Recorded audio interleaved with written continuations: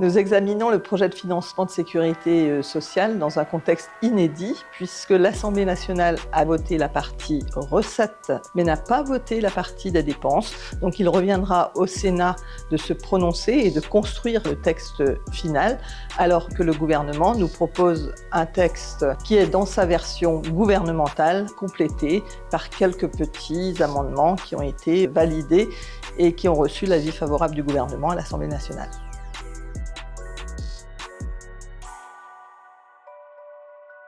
Ce texte va à l'encontre des principes que nous défendons au Parti socialiste, puisque nous sommes très attachés au système de protection sociale tel qu'il ressort du Conseil national de la résistance. C'est quelque chose que nous voulons absolument protéger. Or, nous constatons que depuis 7 ans, il y a une dérive vers plus de privatisation, moins de solidarité nationale pour financer la protection sociale et la sécurité sociale. Nous souhaitons revenir à quelque chose de raisonnable, avec des recettes qui couvrent les dépenses de santé pour que chacun puisse contribuer en fonction de ses moyens et surtout en bénéficier en fonction de ses besoins.